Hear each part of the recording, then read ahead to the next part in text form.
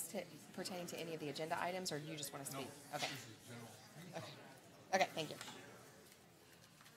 Okay, we're on air. Are you guys ready? Ready. Okay, good evening. I'm going to call to attention our board meeting this evening. If you guys could rise for a moment of silence followed by the Pledge of Allegiance.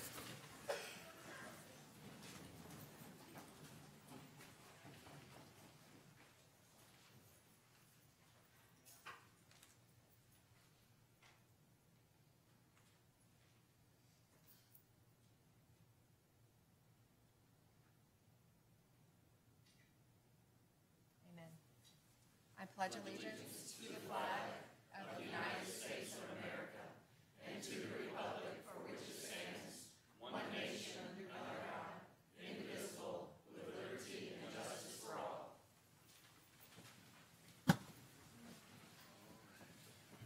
Thank you very much, Superintendent. Well, good evening and welcome. I always have the pleasure of starting the evening by introducing our special guest, and tonight we have with us Michelle Rosenbaum. Michelle is the clerical assistant in transportation and was one of our school-related Employee of the Year finalists. We'll hear from her in just a minute, but I'll tell you a little bit about her. Michelle has been a clerical assistant in the transportation department for 11 years. She has been instrumental in building relationships with parents and schools and has built a community system with bus drivers to ensure drivers are aware of their new students. She thinks of her coworkers just as she thinks of her family. So we'll look forward to hearing from you in just a little bit. Welcome. Thank you very much. At this time, board members, do you have any changes, additions, deletions to the agenda? Superintendent, you had? I have one item to pull for no action. That's 8.03. Okay. Board members? Yes. 8.05 and 8.12. 8.12. Yes. 8.05 and 8.12.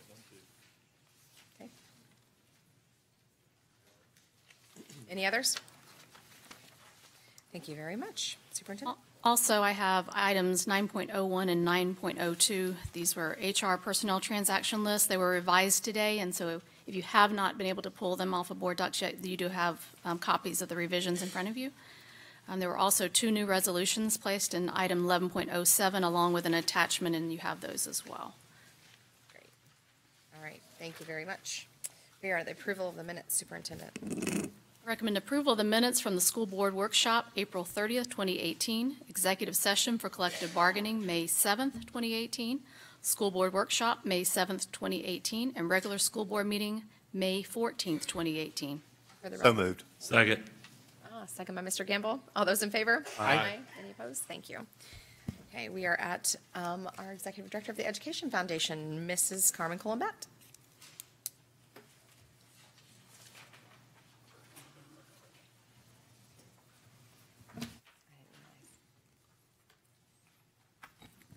Thank you, Chairman, School Board, and Superintendent.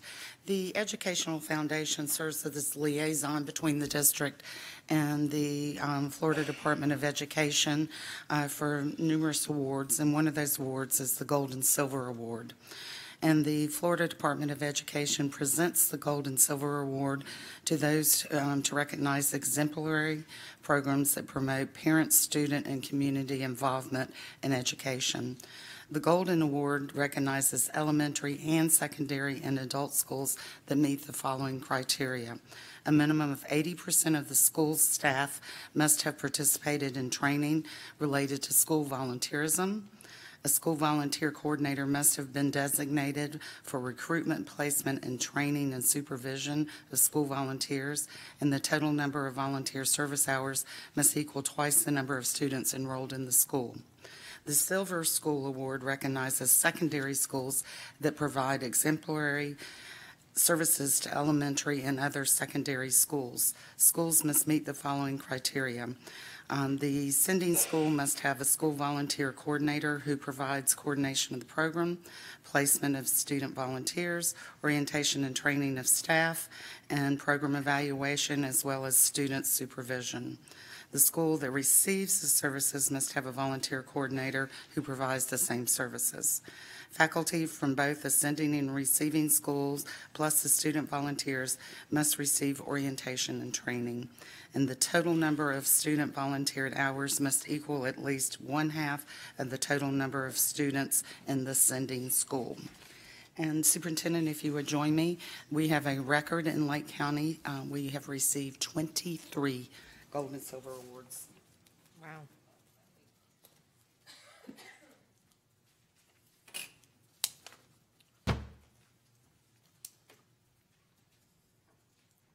Our first recipient is Astatula Elementary, Mr. Sherman.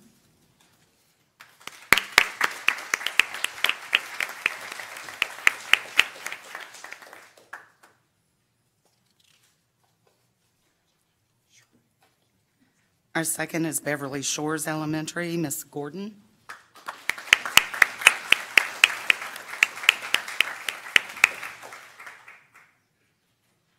Cypress Ridge Elementary, Nicole Brohard.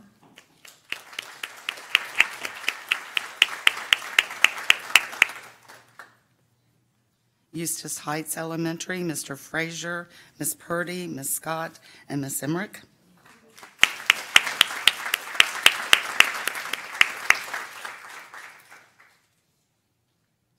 Fruitland Park Elementary, Miss Langley and Miss Orsini.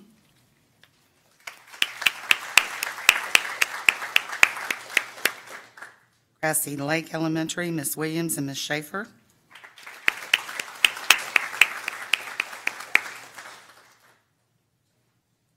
Groveland Elementary, Miss Sneed.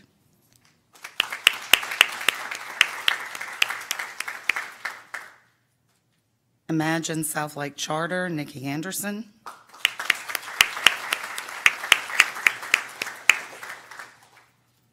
Leesburg Elementary, Miss Gelb and Miss Kassenberger.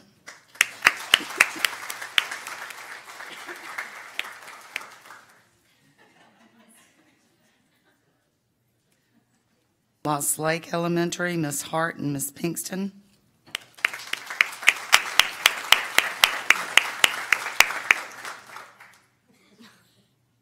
Mascot Elementary, Miss Mayhew.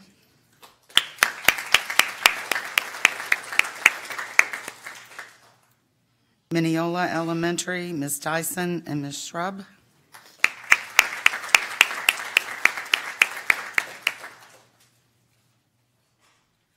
Our only high school, Mount Dora High School, Dr. Boone.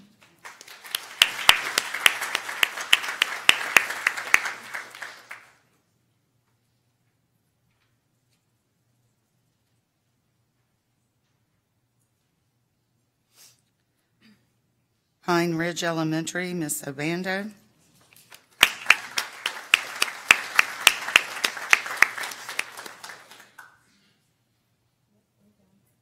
And Miss Burns.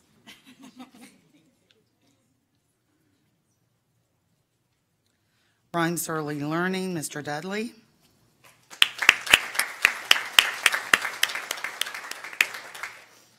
Sawgrass Bay Elementary, Miss Skian, Miss Work, and Miss Nelson.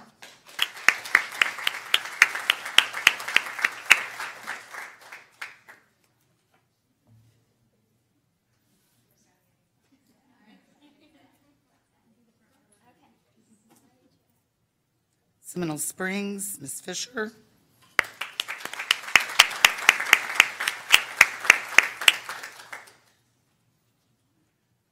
Sorrento Elementary, Miss Burkhead.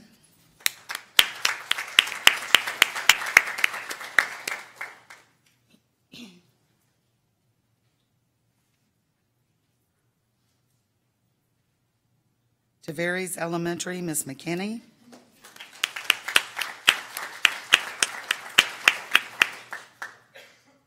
Treadway Elementary, Miss Christitas and Miss King.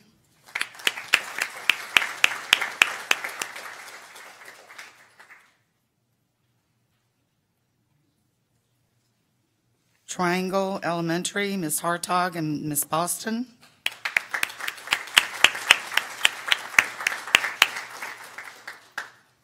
Umatilla Elementary, Miss Myers.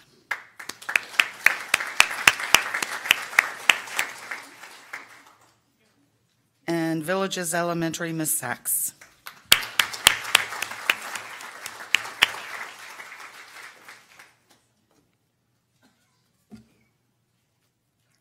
Thank you.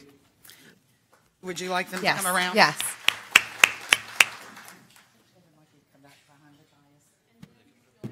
Here because there's double lines.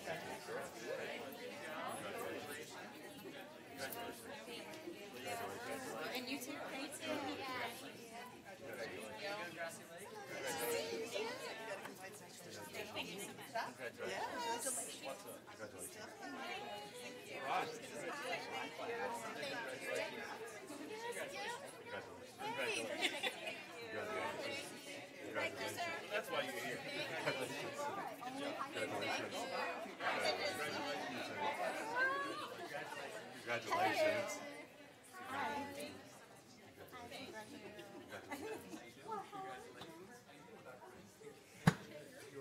It was so nice to see all of you, those that are meandering out of the room. Thank you guys for coming, and congratulations. It's always nice to look out in the audience and see all of our administrators. So, we are now at our public input section, and I only have 2 public input cards that are not related to an agenda item. So at this time, I'm going to call Mr. Yoakum forward.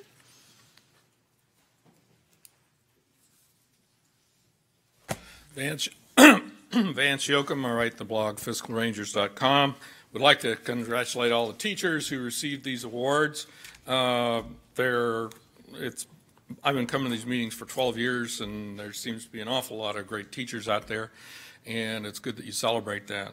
With saying that, I've been spending a lot of time researching some of the background on issues related to why students, especially male students, are not doing well in schools and actually in college. And looking at the way that they are taught, their learning styles versus the way that their teachers might teach them, and a lot of research. And I'm amazed at how much research is out there that describes it. They describe some best case scenarios where schools turned around completely by implementing some research study material that they had on the importance of matching teaching style to the learning style of the students. Now, I'm not a teacher. have not been out there, and I've heard a lot about how there has been efforts to do that in this school district. But I'm going to be researching it more, and I hope to talk to you, the board members, because there's a lot of people out there that are pulling their kids out of school for religious and other reasons, and one of them is perhaps the way that the teaching styles don't match what their students, how they learn. And I don't know whether that's a real fact or not, but I'm going to try and find out. And with that, I look forward to the festivities today. Thank you, Mr. Yoakum. Mr. Tibbetts.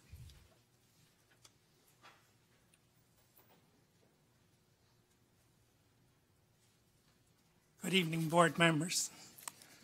A long agenda and a lot of items and a lot of things for you to consent to, but I would hope that you maybe spent a little time looking what you're asked to consent to. Let me quickly begin by items 10.11, 10.12, and 10.15.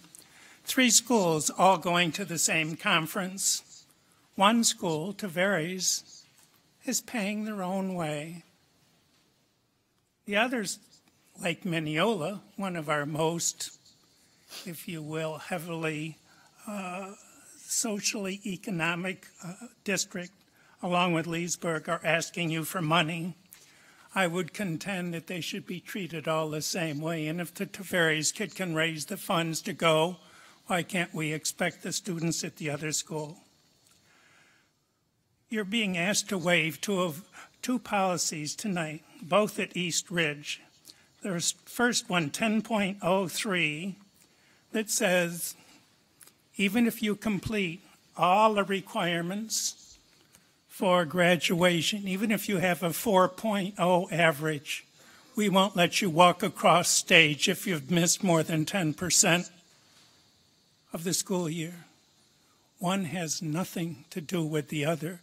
You earn the right to graduate, and to take it away arbitrarily and capriciously because somebody was there 89% of the time is something I would hope you would not give into. The same school is using the argument that they want to give students cell phones during lunch. This is proven to be a positive manner to reward students for good behavior and good grades. There's nothing in the waiver that says people with lousy grades can't take their phones with them to the cafeteria. We just saw in this state a free lunch program for all students in our elementary schools. One of the rationales behind it is that they would get to talk to each other while they have lunch. I would contend that this phone right here, it's called a no phone, is what you should approve for students to have when they could use this time to interact with one another. Next on the agenda, $94,000 being spent for grade forgiveness and credit recovery. Now, I understand I'm old school, but we used to have to go to summer school if we flunked, and we had to pay for it if we flunked. Now we're giving all sorts of money for, I love the word, grade forgiveness. You flunked, try again. I'm not sure we need to be spending that kind of money. I know the calendar is coming before you tonight, and there's two options, and I'm sure option one is going to be the one that's recommended, and I would tell you that option number two is far superior educationally than option number one. The whole week off at Thanksgiving and interrupting the students' learning at that point in time is ludicrous. Start school a little bit later and don't let them have that amount of time so that teachers have to try to catch up after giving them a week off in the middle of a marking period. You're being asked to approve $74,000 and some odd dollars, plus what amounts to about $30,000 more dollars to send 14 people to a standards institute, where the goal of the institute is to enable all students to learn each segment of a lesson. Wow. Pretty expensive cost. Seems like our teachers should be able to do that. There's other things I don't have time for. It's wonderful to see the new additional staff people for mental health and safety and some of the other good things you're doing, but don't pass over these things lightly. Thank you. Thank you, Mr. Tibbetts. Board members, I will tell you that he gave me his list and it had a bunch of agenda items, so if anybody would like to pull one after hearing from. I wanted to pull 10.03. 10.03.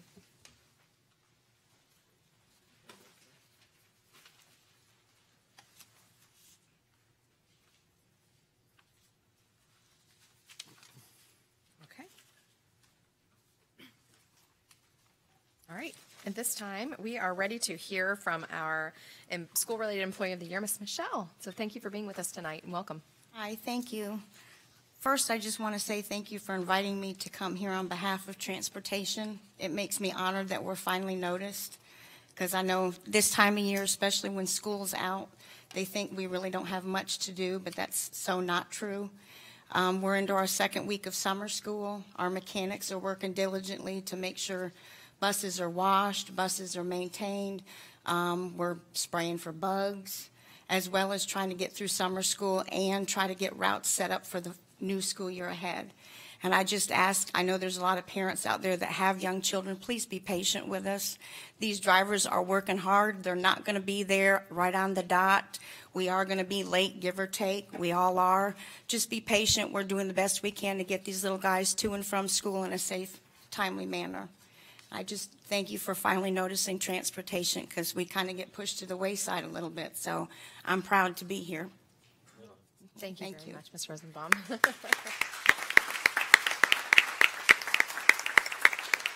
I see Mr. Fender came to support you this evening, and we appreciate him being here to support his employees, and we appreciate transportation, so we're glad you're here too.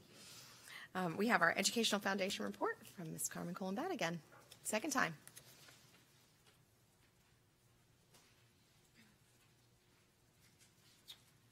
Again, Chairman, board members, and Superintendent. Apple Mart stores have had 731 teacher visits and distributed $54,825 in supplies. The foundation last month funded Tavares Middle School in the amount of $10,000, and this is for a mentor program that they have created with the goal of increasing graduation rates at Tavares High School. $10,000 was distributed to 5 elementary schools to start music enhancement programs. Our results from the ACT prep program that we funded last year in the amount of $95,000 showed that we had 69% passing rate for the 476 students that we were funding. And these students had not passed their 10th grade reading assessment and were in jeopardy of not graduating. 328 of those students walked across the stage because of this program. We've received $28,000 from Duke Energy for STEM classroom grants, which will roll out in September. We received $3,000 from Monar and the Warren Berry Trust for back-to-school backpacks. Red for Ed, which is our community-wide supply drive, kicks off July the 1st. Last year, we had 89 participating companies, and we collected over $5,000 in supplies. This year, Collier Financial Solutions are partnering with us, and they're having a shred for Ed at the district office on July the 21st. And companies or individuals can come shred for free for bringing in a donation of school supplies. Backpack fairs are scheduled for July 31st in Tavares, August 1st in Claremont, and August 2nd in Leesburg from 4:30 to 6. And we anticipate that over 10,000 will attend those 3 events. Stepping Out for Education is over 2/3 sold out for the performances on July the 27th and the 28th at Mission Inn. Our stars include our own Michael Randolph, our principal at Leesburg High School, Casey Hobbs from USB, Chuck Hyatt from Best in Engineering, Joyce Huey from Two Hole Hags Wine Shop, Frank Remsen, PA, Kristen Nolan from Florida Cancer Specialist. The Consortium of Florida Education Foundations is holding their annual fundraising dinner, their annual dinner. I'm used to fundraising. Not everybody does that. Their annual dinner on Wednesday night. And Tammy Jerkins, our own Teacher of the Year for the state of Florida, will be the keynote speaker. And Bill Mathias will be acknowledged as School Board Member of the Year. Earlier that day, the Commissioner of Education will be honoring the Lake County Tourism Development Council as Lake County's Business Partner of the Year, and they're going to be honoring as Sumter County's Business Partner of the Year, Take Stock in Children. So we're real excited about that. And the Foundation 2018-2020 slate of officers was approved on May 25th. Lillian Lockett will turn from president into past president. James Myers from Bowen Schroff will be president. Brenda Peterson from Fairwinds Credit Union will be vice president. Rich Billings from Citizens Bank will be a treasurer. Peggy Fuller from Durstress will be our secretary. Alan Seabrook and Dick Bowersox will remain as executive directors. And Judge Terry Neal will be installing the slate of officers on June 27th. Are there any questions? Excellent. Sounds like Thank good you. leadership coming up, too. Thank you very much. We are at our attorney's report, and Mr. Johnson is looking lovely this evening. We would like to welcome Ms. Turner. She is the best we've ever seen. That's right. She is here in Mr. Johnson's stead, and we are glad you're here. Welcome. Thank you. I just have one thing to report tonight. The best and brightest litigation, there was a ruling that came down on Friday that was very favorable. It dismissed the original complaint in part, but part is still going to move forward. But the part that they dismissed had to do with damages, which is very favorable for school districts. So Steve and I will be generating a memo and sending it out, but we just want to let you know that just came down on Friday. Awesome. Thank you very much. All right, we are now at our consent agenda items, Superintendent. I recommend approval of consent agenda items 8.01 and 8.02, 8.04, 8.06 to 8.11, 8.13 to 9.06, 10.01 and 10.02, and 10.04 to 10.19. Okay, board members? So moved. Second. All right, second for Mr. Dodd. All those in favor? Aye. Any opposed? Thank you very much. We will, right? We will start in order of our pulled items, which is 8.05 with Mr. Gamble pulling for discussion. The reason I pulled this is not anything negative, but positive. So Mr. Dodd his son doesn't have to worry. But I just want it to be known that with the board pulling the original that was on bid for us to approve as the construction manager, by taking this back out, we saved approximately $60,000 toward this. And I appreciate the board looking at it this way. And I appreciate John Carr going out and being involved with it as well. But Mr. Mathias was a big person here heading it up. So we appreciate that for him doing that. And that's the only thing I have to say is I just want the audience and the people to know this board is out trying to save money. We're just not trying to approve contracts and things, but we're out there trying to save money, and this is the way we did it, and we appreciate the efforts. Mr. Carr, you turned this around really quickly. I know that was one of our biggest concerns, so thank you guys for your. Oh, real quick, and I don't know if he told y'all, but also this schedule is supposed to be as it was originally, so that's great. Yeah, that's excellent. Awesome. All right, Superintendent. All right, I recommend approval of 8.05, the construction manager for Cypress Ridge Elementary School cafeteria. So moved. Oh, okay. Second. I'm going to give that one to Mr. Dodd, and I'll give Second. the second to Mr. Mathias. Okay. All those in favor? Aye. None opposed. Excellent. All right, we are on 8.12. 8.12. It finally passed, right? Yes, it passed. We're good. We got a cafeteria. All right, 8.12. Mr. Campbell. Okay, on this one here, I brought this up at my meeting, and I just, did we go any further with it, Superintendent or Mr. Carr? Okay. What I brought up is on 9 point under financial considerations, items C and D, where the board is responsible for maintaining and keeping the drinking fountains located within the Fred Stover Sports Complex dugouts on both fields, number 1 and 4, in proper working order. My concern is, I understood that the city had to take one of them out because it was rusted or whatever, and there was a disagreement who was responsible for it. But my concern is, even if we are responsible for it in the future, that we put one back, if they're not cleaned properly, then it makes us liable if somebody gets sick from drinking from that fountain. So I'm just considering, is that something really we want to do, be responsible for, unless we can get the city to come back and say they'll be responsible for daily cleaning or things of that nature there. Because I know they were not being done on a daily basis. The other part is D, about the scoreboard. There's a lot of discussion about who's responsible for repairs on scoreboards and things of that nature there.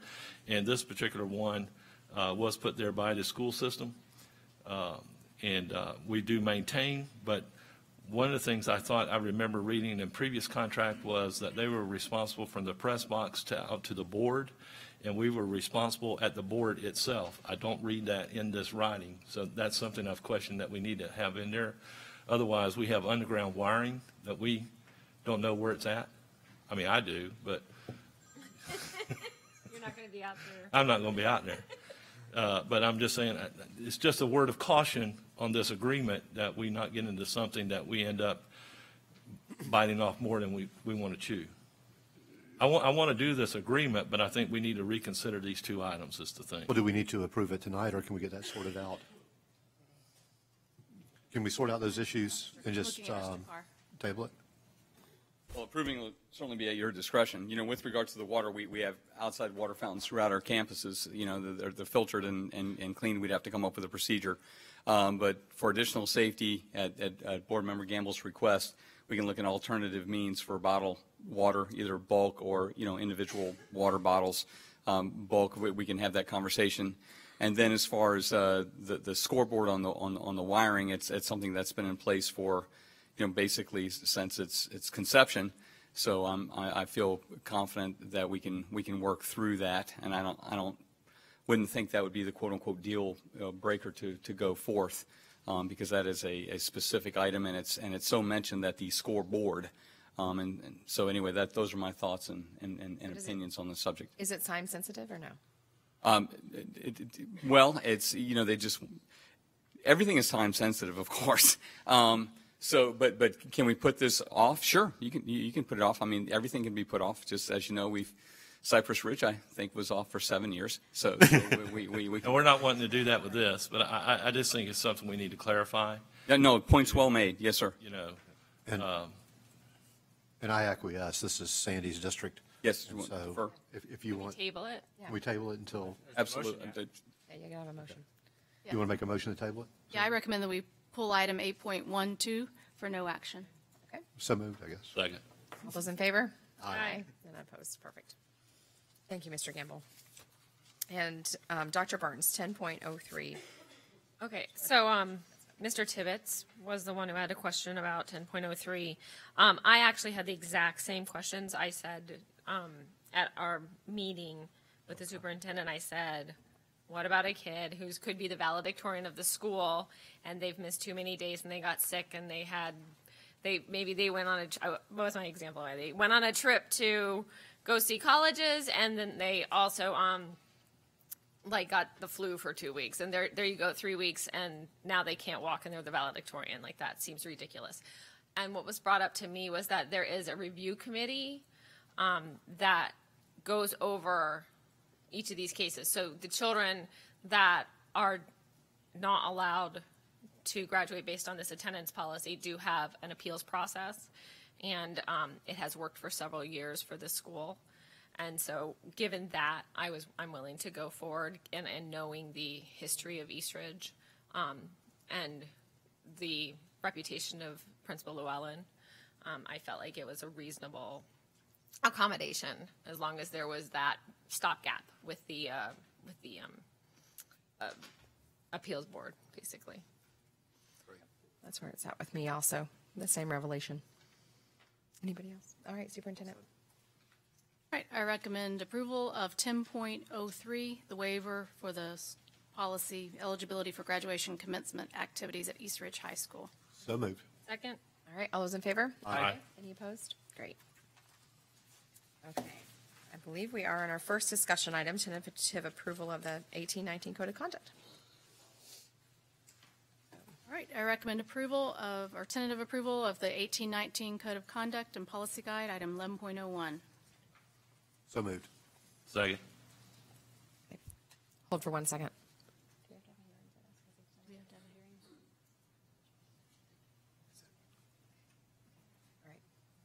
At this point, we can open the public hearing. If anyone has comments on the tentative approval of the Code of Student Conduct, please come to the podium at this time.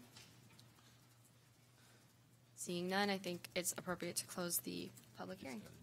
Thank you, Approval Ms. again. Attorney. Okay, board members, all those in favor? Aye. Any opposed? Great. Thank you. Okay, item 1102, tentative approval of the revisions to policy 5.30, student control, policy 5.32, zero tolerance for crime and victimization, and policy 5.34, suspensions, alternative disciplinary placement, and expulsion of students. So moved. Wait. We're going to do a public hearing first this time. So it's like, whoa, going. At this time, we'll open the public hearing on the tentative approval of 5.30, 5.32, and 5.34. If anyone has comment, please come to the podium at this time. Seeing none, I think it is appropriate to close the public hearing. Thank you very much. All right, Moved board again. members. So moved. Second. Perfect. All those in favor? Aye. None opposed? Thank you very much. And last one. 11.03, tentative approval of school board policy 7.702, state and local preference. At this time, we'll open a public hearing on tentative approval of 7.702. If anyone has public comment, please come to the podium at this time. Seeing none, I think it is appropriate to close the public hearing. Board members. So moved. Second. All those in favor? Aye. Any opposed? Thank you very much.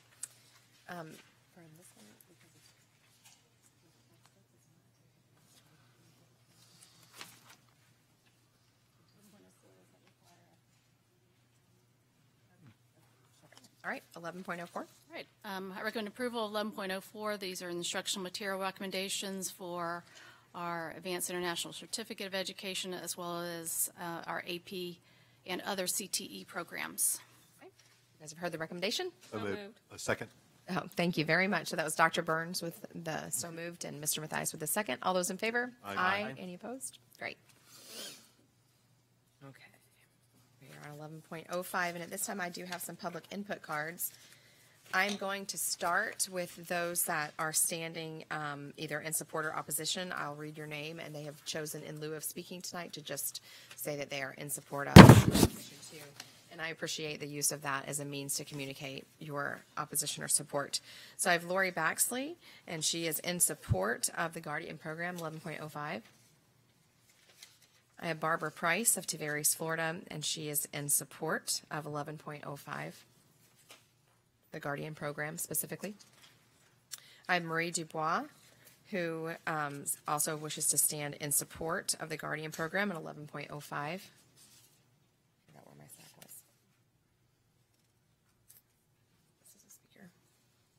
I have Janet Smith, 11.05 Guardian Program is in support of.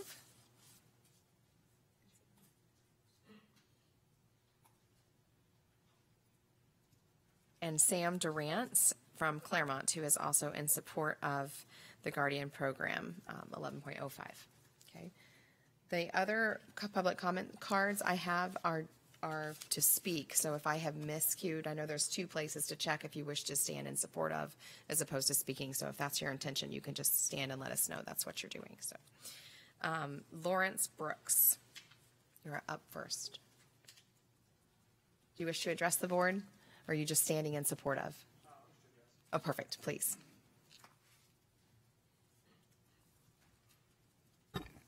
Wanted to thank you for this opportunity to address you, and I am in support of the Guardian Program, as several others are here tonight. And I want to do so by reminding us all of our heritages and responsibilities as citizens in the American Constitutional Republic. You especially have additional responsibilities as elected officials, and I wanted to encourage you, when the time is necessary, to have the courage that you're going to need to make appropriate decisions on this program. This program is extremely important for the safety and welfare of the students and staff, as we know. It also has an important bearing on our Constitution through the support of the Second Amendment. And a lot of times we get caught up in local issues and tragedies, and we forget this perspective. So that's what I just wanted to bring before the group today. Now, the kind of courage you're going to have is not the kind of courage I had to display today with my wife when I told her that I'm going to this meeting tonight and we're going to have to abrogate our 46th wedding anniversary plans. That's a different kind of courage. Okay? But it's a courage nevertheless. We sometimes find ourselves in the line of fire. I'm not trying to be trite about that, it's just colloquially speaking on that. And I think this is the opportunity for Lake County to do something important, to preserve lives and to support our Constitution. And I just wanted to express that opinion to you all, and thank you all for your work. Thank you very much. Ken McCard.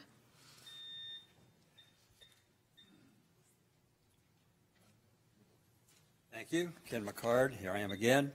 I've been advised that there was no need to speak tonight because most of your minds are made up on this issue, but if my wife went by that practice, I would really be happy about that. There's a concept in education I'm sure you're aware of called readiness. You may hear things many, many times. It's a fact. It's a great opinion or a great idea, but you aren't quite ready to accept it until a certain point, until all the stars come together. Hopefully tonight, for some of you, the stars come together and it'll finally click that we aren't, I believe, in the Guardian Program doing some things that should be done. I still believe that the volunteer police officers, ex-police officers and military, I still believe that there are staff members that should be carrying weapons or at least have access to them, like Polk County, and that this would be the way to go. And I feel we're trying to spend our way out of a problem that cannot be spent out of. one police officer at a school or two at a school is not like 8 or 10 weapons to slow down that person who's coming in and trying to kill people. I heard at a meeting here a while back, I guess it's called a workshop, where it was said that there was a fear of, because staff carrying weapons, the ricochets, the broken glass, and the collateral damage caused by that. I believe that the ricochets and the broken glass caused by an intruder there intending to kill people is much worse than the collateral damage caused by a staff member trying to stop that person. So I was really disturbed by that position. I felt it epitomized the emotional position that the opposition takes on this whole issue. We should be trying to be effective as possible and cost efficient as possible. And I think that just because 60, 64, 65% of the public said they're willing to pay extra to fund the police officers, it doesn't necessarily mean it's the right thing to do. It's like a cut by 1,000 or a death by 1,000 cuts, and we take away more and more and more and more, a little bit at a time from the public sector, and we add it to government. We end up at some point realizing that our capitalistic system is not working. Again, it goes back to the volunteers and staff members being able to handle this situation. I also like for you to take a look at, I don't know how much money you're spending on or how many new mental health people you're hiring to accommodate that requirement, that need. But I'd like you to take a look at, because I spent 39 years in the school system in Dade County. I realize down there we probably aren't as stick-to-itious as maybe we are here in Lake County. But the counselors on board already probably have enough time with a little training to fill that billet. And I saw that in Dade County, where counselors were, by and large, to some degree, rah-rah staff of the principal. They didn't want to go back to the classroom, and that was their main thing, was just to kind of keep the principal happy, make him look good, and that there was a lot of space in their schedule to do a lot more than what they did. Thank you. Thank you, Mr. McCart. Christine Volker.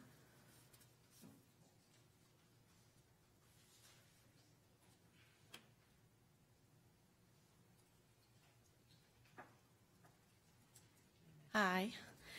I wasn't able to be here for the first round of public input comments on the Guardian program, but I have spent over 10 hours watching them back, reading y'all's, looking at the videos from your workshops, actually reading the law that was passed by the state, and actually reading what is being proposed by Lake County, which a lot of people in our county haven't done. So I'd like to waylay a couple of fears, if I could. If it's my understanding that if this is passed the way that it's intended, Lake County is not intending on arming teachers. Let's be very clear about who they're intending to arm.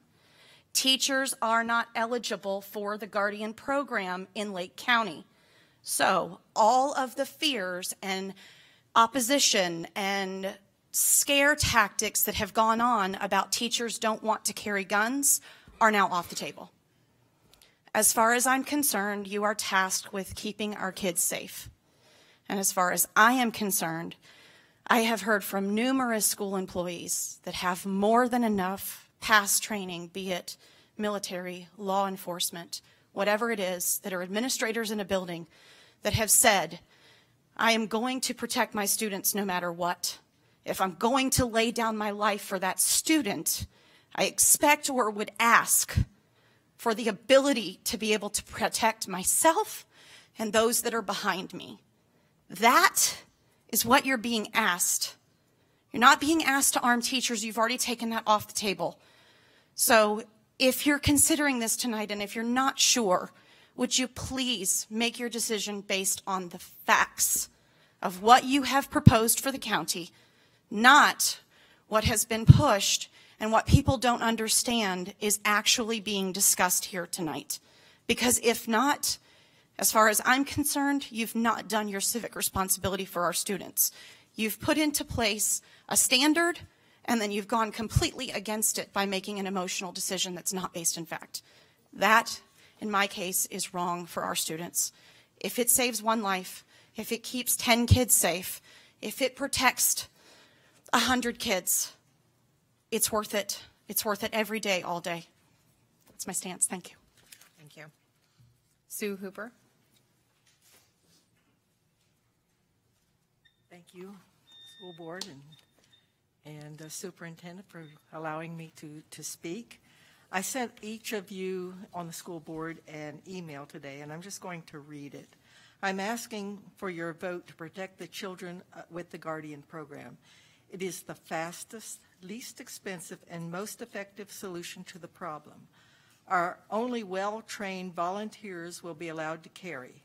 After all, prominent people, politicians, movie stars who can afford to hire bodyguards, they do.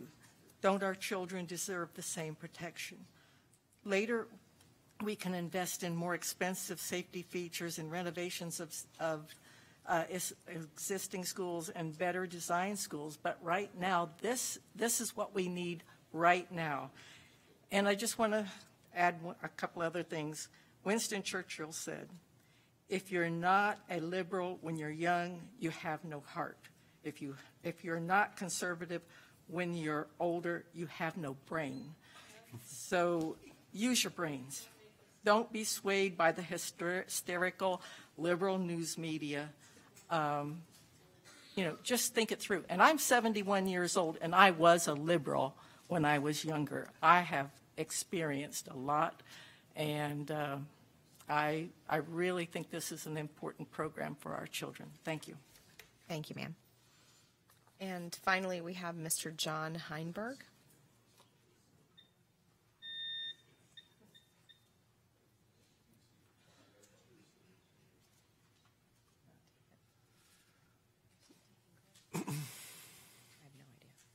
Hi, I'm John Heinberg from Umatilla, retired pre-K teacher from the Lake County school system. I'm going to, with all due respect, offer a little bit different viewpoint of this program. I would do anything to protect my little 4-year-old people, including taking bullets for them. But the issue isn't really that. It's not really whether we arm school personnel or not. The issue is creating a healthy society that values each and every one of its members and supports them to become the best human being that they can possibly be. The school board, the school system has a piece of that. Not all of it. I think when we start allowing guns into our schools, we've kind of given up. Until we bring whatever it is that we need to bring together to make our society what it needs to be, we need to have protection from ourselves, and our law enforcement is given that responsibility, and so it should be.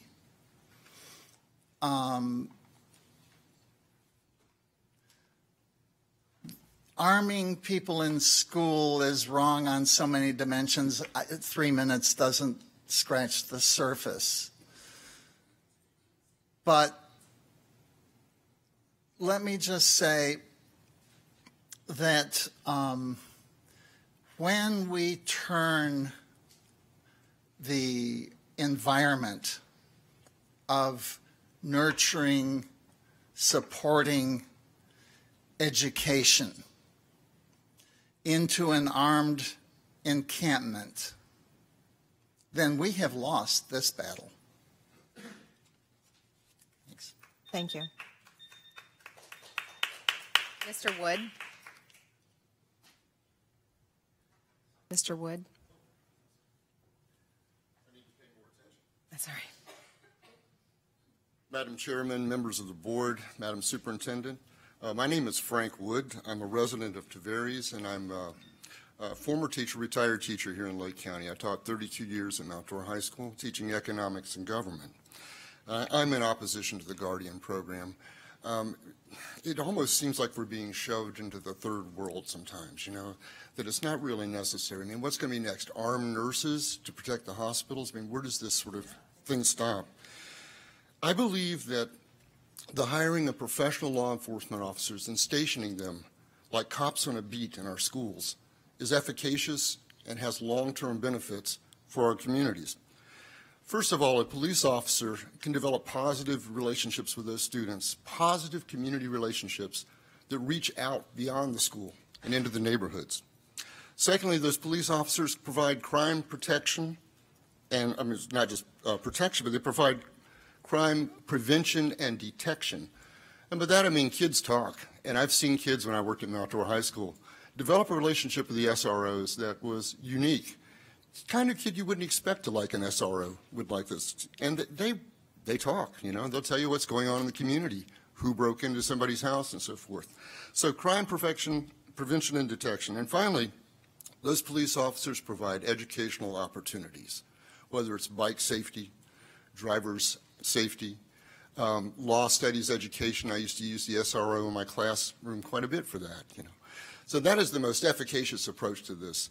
The Guardian program, with our turnover of employees, which varies from year to year, you're going to train people, they're going to move, they're going to be gone from this county and so forth, or leave the schools altogether.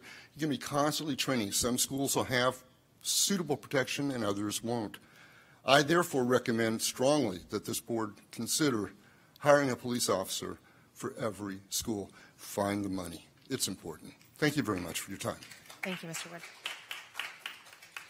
All right, Superintendent, that's the end of our public comments. Okay.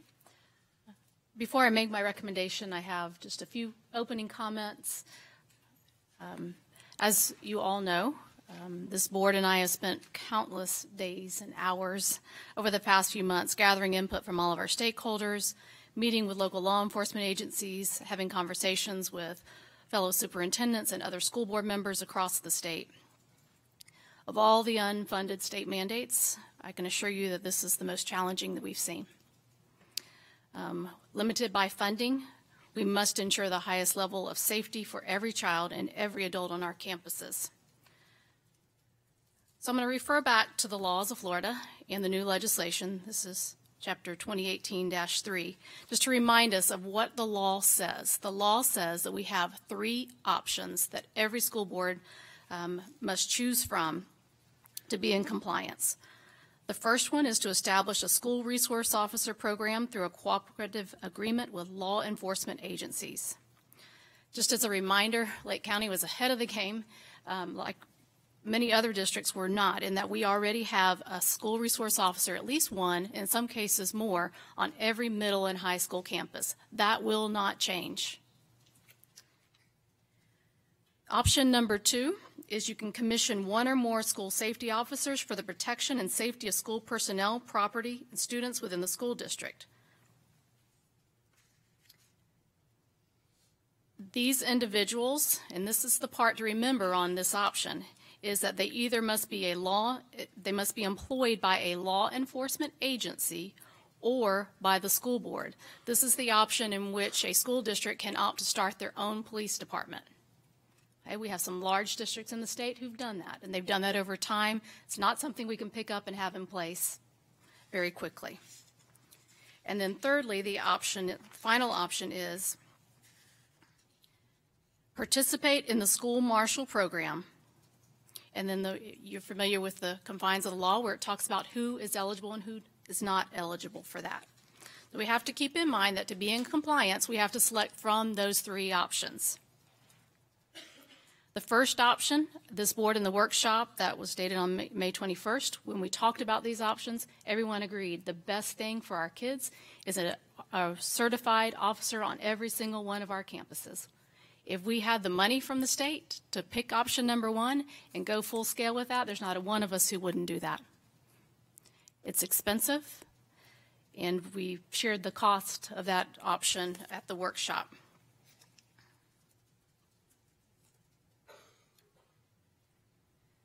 So as I said a moment ago, all of our middle and high schools currently have an armed resource officer. So here are my recommendations. I'm going to give them to you with a little bit more information as I go through them, and then I'll come back and I'll summarize them to simplify it. So I'm recommending that we establish a cooperative agreement with local law enforcement agencies to assign one or more school resource officers at every public school site, remembering that we already have them at our middle and high schools and will maintain that agreement. New officers who are hired by the sheriff or a local municipality will be placed at an elementary school. We need 20 new officers to make that happen. Having one in every elementary school will not happen by the start of the school year as required by law. We have funding restrictions. I have met with either every police chief, city managers, and others throughout this county. Everyone is in support of supporting our kids. Everyone has been extremely gracious in working together. They're committed to working with this board to make that happen. But they, too, are also limited by the dollars that they receive within their own cities. And I see some of them here tonight. Thank you all for being here to support this decision. So we will work to, along with our sheriff's department and local law enforcement, local law enforcement agencies, to, as they can hire folks, place them into our elementary schools. Not only is the funding an issue, you got to figure 67 school districts across the state are all looking for certified law enforcement agencies. This is a fiercely competitive job market right now. So they're having a hard time. Even if we said, we have the money, go forth, I've met with them. They are even, some of the cities have vacant positions that they've sat with for a couple of months now because they're not able to fill them. Finding certified law enforcement officers right now is a huge challenge. So we wouldn't even have them to hire. However, we have to be in compliance with the law. So in the meantime, to comply with state law, as an additional layer of school security, I recommend that school administrators who volunteer and meet the eligibility and training requirements and who meet the rigorous requirements to be deputized by the Lake County Sheriff serve as special deputies. Excluded from participation are all instructional and non-instructional personnel, regardless of exceptions allowed in state statute. So whether one agrees or disagrees with the Guardian program, we must comply with state law, and without the needed funding and the people to fill the positions, we must consider every option. So again, here is my recommendation. Continue the cooperative agreement with the Lake County Sheriff's Office and the Mount Dora Police Department to retain one or more certified officers on every middle and high school campus. Engage in a new agreement with local law enforcement agencies to place a certified officer on every elementary campus as funding and availability of officers presents themselves. And approve school administrators who volunteer and meet the rigorous requirements as outlined in the Guardian program to serve as special deputies on their respective school campuses as the second line of defense. And those are my recommendations. So moved. Okay. There's a motion.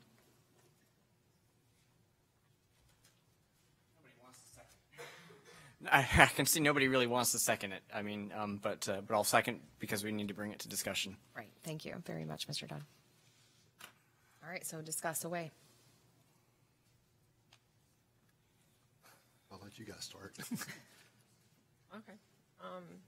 Okay, I'll go. We're gonna go down the line. Let's go down the line. I've spent a lot of time. I was asked to listen to everything openly, and I promise that I have. It is my job to look at all of the potential ramifications, which does include ricochets and glass breaks, and I will stick with that. And I have to consider that we have 40-something schools, and each of those schools has 180 days. And that's a lot of days for unintended consequences. I'm very concerned by the potential for unintended consequences with our administration having extra guns on campus when they're not as qualified as a fully qualified law enforcement officer.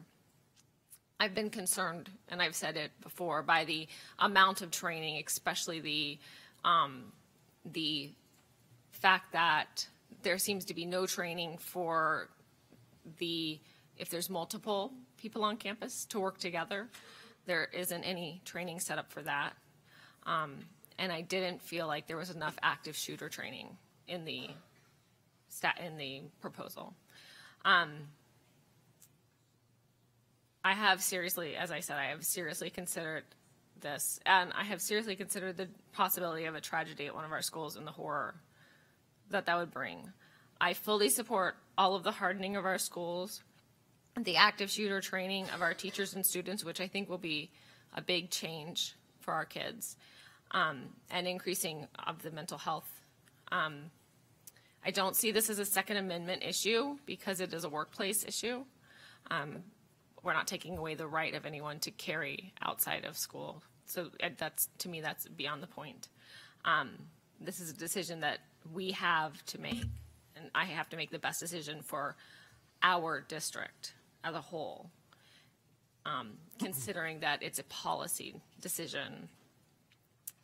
So I have to consider if I have a quirky somebody somewhere, whether or not I want that person to have access to guns. And we have a really big county.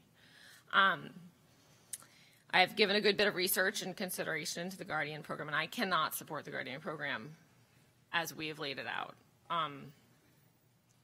I do, as I said, I fully support the officers of the law in our schools and feel like their expertise is worth paying for our children.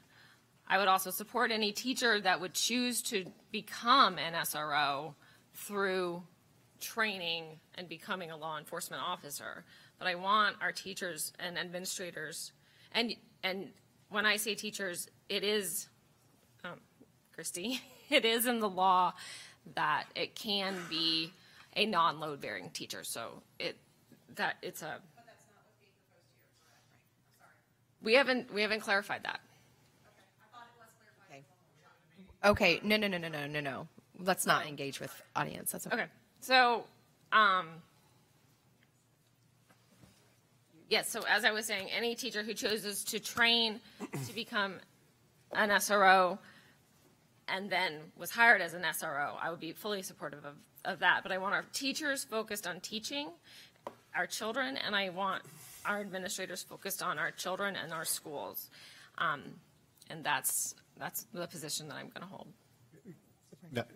Chair, I'm sorry, go ahead. No, I just wanted to clarify that I did state that excluded from participation are all instructional and non-instructional personnel regardless of the exceptions allowed in state statutes. So I just wanted to reiterate that. Okay. Chairman, okay, I guess I'll go ahead and speak up real quick. Please. I think that when I first began my service, there were 26 people, innocent lives lost. That after Parkland, it went to 43, and now we're at 53. Evil exists, and we have an obligation to protect our kids. Now, we surveyed, monkeyed it to death. We scientifically did a polling that showed 69% of the public understands that first line of support, or of first line to confront an attacker is effective at saving lives. And with that said, this board, being considerate that it isn't overwhelming, took away the teacher component, because that was what seemed to be the big riff, that we have administrators, many with master's degrees, that are willing to put themselves in 132 hours of training, 30 more active shooter training than deputy sheriffs get. That the pass rate for this program is 85%, where for a deputy it's 80. So the rigor is much higher for someone who first volunteers first, and second is required to pass at a higher rate. And so those administrators we don't trust to be that second line of defense. That this board has said we are going to put a deputy or some law enforcement on every campus. That, I believe, that we'll be talking about that later, as a matter of fact, and how we're going to fund that. But right now, there is evil. And if you don't think that someone is out there that is planning an attack on a school, but it darn sure better not be Lake County if we pass this program. That's all I'm saying. Thank you, Mr. Mathias. Mr. Gamble, Mr. Dodd? I thought we was going down the line. Okay, Mr. Dodd. Okay, so I look back at my experience as a teacher, imagining myself in my classroom in the first iterations of any sort of guardian or lockdown procedures that were discussed. I thought, okay, they're completely ludicrous, right? I imagined myself experiencing those scenarios, and I thought there's people who are proposing this stuff have no experience in the classroom, and they just don't understand it from the classroom side of things and what your expectations are to keep those kids safe. Not a lot of smart people around me. Made me second guess myself. I thought, okay, well, maybe I'm kind of off base here. So I'll be open-minded. And I've been extremely open-minded through the entire process. And I'll tell you, I'll confess, I've gone back and forth, back and forth, back and forth. The longer this process has dragged out, the more times I've flip-flopped where I thought I was going to land. And to be honest, I still don't entirely know. But this much I know. I know that emphatically this board's preference is to put a uniformed law enforcement officer on every campus. And when the superintendent presented an idea of how to make that happen within the budget parameters, I thought, hallelujah. Big sigh of relief. I thought, this is great. Here's the knight in shining armor riding on the white horse who is going to save us because we can't afford to pay $7 million to the sheriff's office for this. There's no way we can do that. But I guess over time, some of these seem to not be so concrete, right? That maybe some municipalities got seller's remorse or cold feet or just realize that they don't have the resources to be what we need them to be. I guess that opens up the discussion again. But the bottom line is we've got to be in compliance with the law. We can't pick and choose what we want to comply with, because I'm sure there are many items that all of us disagree with at some point in statute. I mean, let's talk about standardized testing. Let's talk about how we evaluate teachers. Let's talk about, you name it, right? There's so many things that we disagree with. But we can't just decide to not follow the law. So we've got to pick one of those three options. I think, for me, it is really clear that this board was painted into a corner, that the legislature knew very well what they were doing. I think they had their own personal preferences of what they wanted school districts to pick, and they made sure that we would be forced into those sorts of positions. If you're a middle district, there seems to be a significant disadvantage, right? If you're a larger school district, you revert to the various lengths that they could go through to form their own police force. Well, we don't have that kind of funding. Let's say you're a smaller district, you have fewer schools to try to cover. But here in the middle, we're in a very awkward and precarious situation. I know that this is what the legislature wanted us to pick the Guardian program, right? I mean, by requiring this but not giving enough funding, they gave the Guardian program a name which associates it with heroism, courageous and bravery. They don't want to see that flop. So I think they strategically formed this law to lead school districts in that direction. It's unfortunate that they did that. I'm looking forward to hearing the other thoughts from the board. Can I ask what happens, because we've never discussed what happens, like this option that you said we won't. There must be a lot of other, like Seminole is similar size. There must be other counties, and I'm going to the FSBA conference this week, that are in the same position. You would think we would be given time to get law enforcement officers. Well, our time is when school starts by the right. That's what they says. wrote. But what are they actually going to do?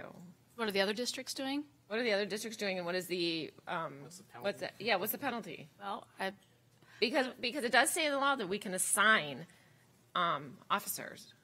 Yes, it does.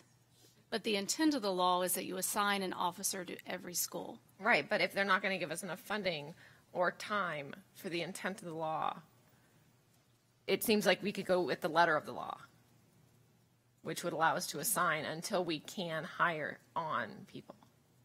Well, and I know that you all took an oath to uphold the Constitution. I believe that in doing so, for me, that means following the intent of the law. And I know the governor has been very clear on what the intent of the law was. And so, and I think if we can waffle on the word assign, and if that's what you want to decide to do, that's up to you. I will not recommend that at all. I'm going to recommend that we follow the law, knowing what the intent of the law was, knowing it's unfair, the position that we've been placed in, but that at the end of the day, we're going to follow the law and we're going to protect our kids as best that we can. I've tried to find an option that I felt, provided some compromise, knowing that this is such an emotional issue. I do believe that we'll continue to work with every one of our municipalities. They're willing to work with us. They're in the funding challenges as well. Some of them have not taken this recommendation to their city councils yet, so there's still discussions to be had. I'm still hopeful that the majority of our schools can be covered by August, but I also know that I'm, in reality, knowing that these individuals are going to be hard to find, that it might take some time. How much time, I don't know. Are we setting a time frame on the Guardian program? Or are we just, because what motivation is there if we have a cheap out? Which is why they have painted us into a corner. What motivation is there for the motivation is that we want the highest levels of security at every one of our campuses, and so the cheap out is certainly not something that we're going to just rest our laurels on to say that we're just going to take the cheapest route. We want the best route. It's just going to take us a longer time to get there. I think that saying it with all due respect, that it's not the cheap route, in my opinion, the Guardian program. It is providing the maximum amount of safety. I mean, so we differ about that one. Have you had an opportunity to even ask any of your administrators how they feel about this? I did. We met and we talked about it because I certainly didn't want to make a recommendation that involved them without their support. I've asked them that should this board approve the option for them to be participate in the Guardian, how many of them would. And I have over 30 who have said that they would like to be trained and are willing to serve. And some of them, they have mixed emotions as well, but I can tell you the overarching conversation amongst this group was that if there's an incident on campus, there's somebody going to hurt our children, I'm going to run towards them because I'm going to protect our kids. And if I have a gun, at least I'll have a fighting chance. And I think that spirit in the room really felt others who might have been kind of waffling to decide, you know what, I would too. So let me be trained. I might decide at the end of the day after the training that I don't want to participate, but at least it gives us that option to ensure that we're in compliance with the law, but more importantly to ensure that every one of our campuses have someone who can protect our kids. And these 30 administrators that express the interest, they would meet the eligibility requirements of the law enforcement and or the military experience? No, if because they're administrators, they would be okay. Yeah, those were just. Oh, that was the carve out of the exemption from the exemption, right? Okay. Some of them do. Okay, sure. Yes. So Right. I know that I have spoke to some that do meet those specific qualifications that are very, I mean, you guys have heard from one, and I know that's a separate agenda item, but there's at least two others that I can think of that would fall into the category of being former military, former police, that would meet the letter of the statute requirement without the exception of administrators that would still, maintain that level of security with our kids. Mr. Gamble, I don't want to jump in front of you. I'm more than happy to if you're still thinking. But well, yeah, I'm always thinking. But the thing is, and she brought it up, there's 30 administrators that are willing to participate. We have 120 administrators in our schools or positions. There's 75 that are female, 45 that are male. And I am not prejudiced male versus women as far as carrying a gun. But I have spoken, and they have spoken to me in some cases, that they are not interested in this program because they do not want to carry the gun. Then you have people maybe in the audience that say, well, then don't let them be an administrator. Well, that's not what they went to college for. They went to college to be an administrator, to be there on that campus, or went to college to educate kids, and that's what they're there for. And then you have some administrators that have been involved in active service, and they said, I'd be more than happy to do it, okay? But the thing that still is in the back of my mind is the question is liability. I haven't heard anything strongly that talks about the insurance that would cover this. I've heard, well, the liability is the same. But then I see evidence in other areas in other states where that's proven not to be the same because the insurance company says, well, if you're going to do that, we're going to cancel your policy as far as liability on that part. Or the individuals having to go out and get their own insurance, and then their homeowner's insurance says, we're not covering you anymore. You know, so there's a lot of things that are still, to me, not answered in that case. But then also I have law enforcement that says when I come on campus and there is a shooter's incident going on, how am I supposed to know who is or who isn't the shooter? I'm not aware of who the administrators are on that campus. I've been called to that campus. So how am I going to know who is or who isn't the shooter? So there's a lot of variances there. Then you have people say, well, you know, they should know. And the sheriff got up here in his presentation and said they would wear a vest that would signify who they are. Well, we've told everybody now what they're going to be wearing. So that kind of messes things up there. But I'm just saying, to me, there's a lot involved. And my number one thing was, and I went out and I talked to some chiefs, and one even called me this last week and said, hey, I heard that the school board is going full rate with this department, but we still want to be involved with our school and our city. We want to still be the ones involved in trying to help protect that school. And I said, well, I'm not aware of that at this time. So, but I said, and I'll relay that to the superintendent, and I did, and then she called and talked to him personally. So, I mean, we have some departments out there that are willing to step forward. The other thing that was great about this one department was, he said, I'm not looking after any new equipment or new cars or anything of that nature there. We have an old car that all it needs to be used for is that purpose there, and therefore we'll use it for that. And they'll have a car there that would be available. So I have mixed thoughts, and I even had a phone call today from a representative, and that asked that I would that I would consider the program, and I ended the conversation with her. I have to vote from my heart. That's what I vote from.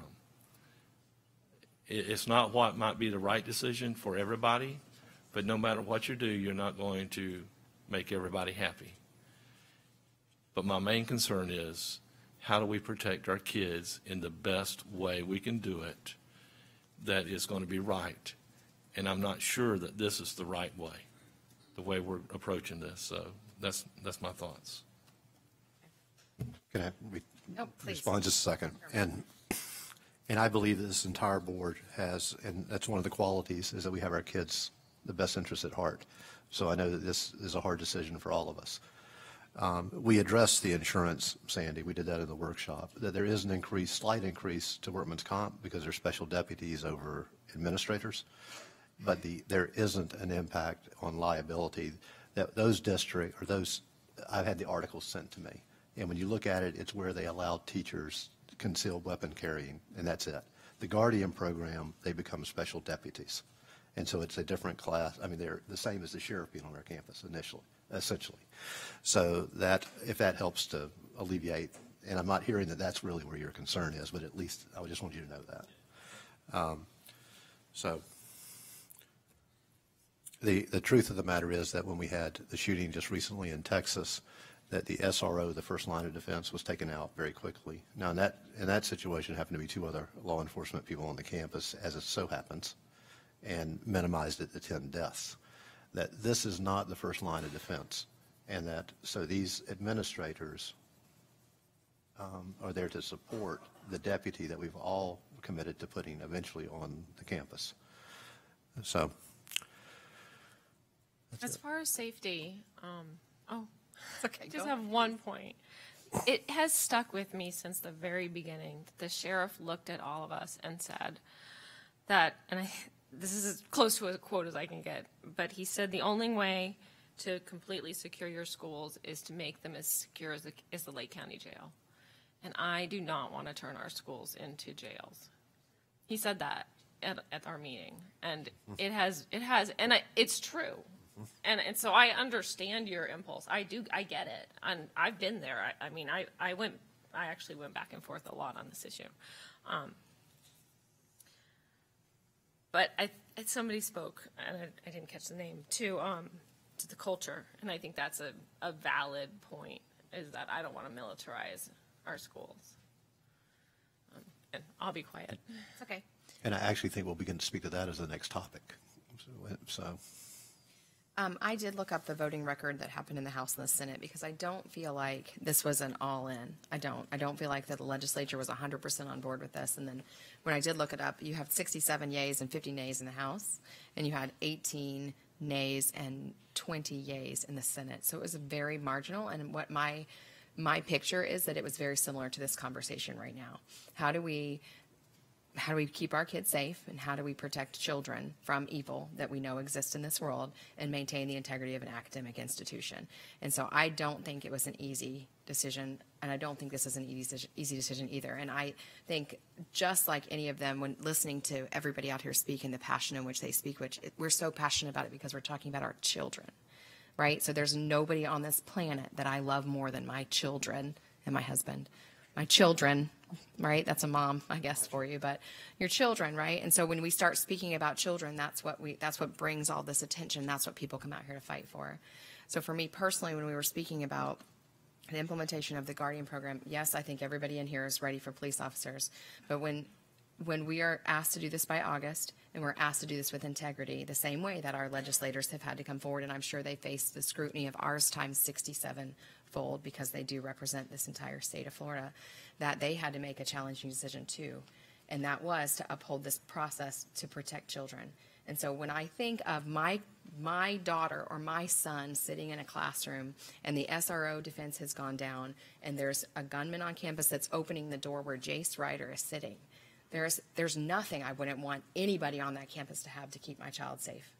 So I know we're going to talk about some of the things that are coming up and ways that we're going to use that millage, but until we can say that we're doing everything possible within our means to do it, then I'm not okay. I do see some administrators that are passionate, that have the background qualifications, and I trust more than that the sheriff to say yes they do or no they don't. So I think we're not talking about that enough either, that just because we have 30 people that raised their hand and said please let me do it, that doesn't mean all 30 of them are going to make it, and that the sheriff has to put his seal of approval behind the people that he allows to do this program, that they're not going to be a carry concealed weapon holder and walk around our campus with a gun, that there's going to be a procedure. Do we know what it is? No, because we have to know the direction the district's going in before we can start making those types of decisions. But I'm willing to put my faith behind Peyton Grinnell and behind these other deputies and behind these resource officers or city police officers, whoever else fills in the gap, with that understanding that Sheriff Grinnell is looking at me as a mom and saying, I promise you that this principal has the training necessary to protect your child if my deputy doesn't or isn't there.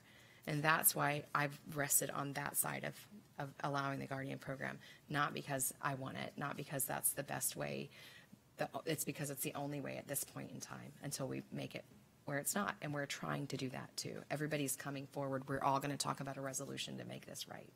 But until it's right, I'm going to rely on the sheriff to say that these people can protect my children.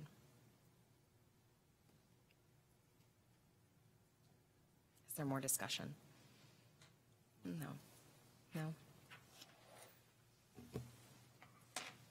Okay. Superintendent, she has made her recommendation. We had a motion and we had a second, so I guess we're ready to vote. So I'm going to say all those in favor say aye, and if there's any discrepancy, then we'll just go individually down the line. I don't think anybody's afraid of doing that at this point in time. So all those in favor, please signify by saying aye. Aye. All those opposed? Nay. Okay, so it's a 3-2. Thank you very much, all of you, for your consideration of this. Okay, we are on 11.06. All right.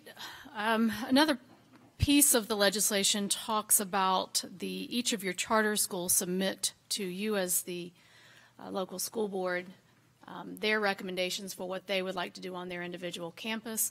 I place this item here asking for your approval that whatever they submit to us, we leave to the discretion of their charter board to make the decision for their individual schools. So simply, they will be submitting it to me, and I will be submitting it on your behalf to the state, and that we don't need to take up any discussion or approval at our board agendas or at a board meeting specific to what a charter school board chooses for their school, whether that be a conversion charter or a regular charter. So 11.06 is approval for charter schools and conversions charter schools under the Lake County School District LEA to allow their respective boards to determine participation in the Coach Aaron Feist Guardian Program as they so deem. So moved.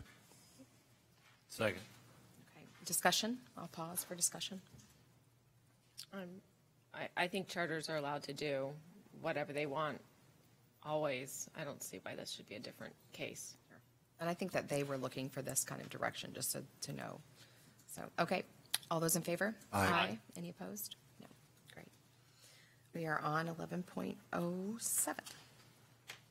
All right, and I'm going to turn this one over to Ms. Turner. She's done lots of work on this item. So at the last workshop, we presented some draft language for you all to consider for adding an ad valorem millage to the ballot this fall. When we spoke at the workshop, I had mentioned that originally when we brought it up at the county, that the August primary election was taken off the table, and so we were going to move forward with November. Since that conversation, we learned that August is on the table, should you all choose to place it on August. So what was substituted this afternoon were two options of the same resolution. The only difference is that one says the August primary and one has the November general election. The only other thing I wanted to call to your attention, we changed the ballot question slightly since the workshop. All we did, we wanted to clarify some language, and so whereas before it had that the additional millage would be approved for the enhancement of school safety, security, and mental health. Now we have, we switched the words around a little bit so that it is clear that this is to implement the act and then to provide all of those things. So the words are the same, we just switched the order and used implementation. And you have a recommendation on this? The dates.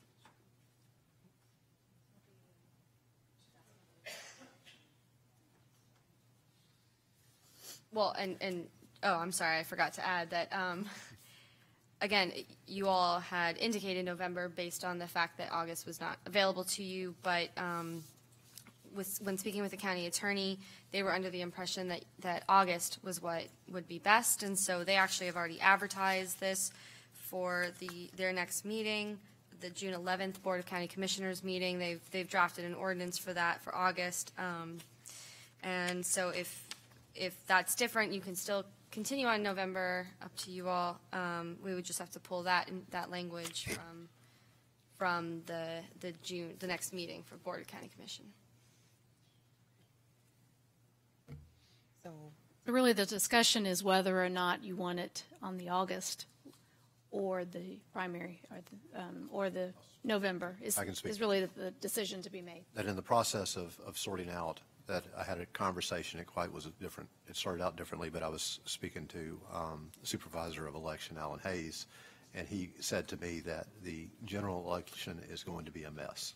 He said that there's 13 different constitutional amendments, that people are in a no when they're thinking about changing the Constitution, and that to put this in there, and his mistake might be a mistake and confusing. And we don't have any say-so in the positioning of where it sits on the ballot. So the August is a cleaner that based on the evaluating the results that came in from the polling, that I think that of likely voters, we have 72% that are going to vote in the primary. And so therefore I think that we are in a good position for August or November. But the August I think would be cleaner and quicker. And then we'd have direction too, by the way, sooner. And I do think it would speak to your point, Dr. Burns, that here we are. We're coming to you now. This is August. This is what we're trying to do in lieu of other options that we have at this point. So it would show the public this is what we want to do. This is what we're trying to get in place for us as quickly as possible. Mm-hmm. Yeah. And I think that there also, as far as timing goes, the sooner the better, because people have short memories. We're asking, I want it to pass, and in general, the general election has a wider audience. But the penny sales tax passed in the primary because you were looking at trying to get to that voter who's educated on the issue. So Do we even have funds to do a mailer? I mean, I will tell you this, that I'm going to reach out. I'm going to commit to a mailing myself. That's how much I think about this. And then hopefully if I can raise some other funds, that if there are other like people, that'd be nice. But we need to do a mailing for sure. Get our message out really quick. Yeah. And it is going to shorten the time frame that we have to deliver that message. I already put Alex Patton on it, by the way, to the develop a penny mailing. sales tax had like the big. We had sign. a $86,000 budget, and we had almost a year to prepare for it. Here the difference is when you're speaking about the penny sales tax. In my mind, that overwhelmingly people want to protect their kids, and you're not selling as hard as you are selling it a third for schools and roads, and you know what I mean. There's not the pushback when we speak about the safety. And as we get into what we're going to use, the preventative part, where you don't want prisons, so we need mental health, that when we speak to the gentleman from Umatilla, that we have to change the culture, and that's what this is about, that I can't imagine, I think it'll be 85% will vote for it, me personally. Is that your concern, just making sure we have time to get the message out to Messaging and the general audience? Obviously, we don't want to lose. But there's, and we're going to speak about that in a minute, but there's 53 lives lost that tell the tale. 53 lives, well, since I took office. Oh.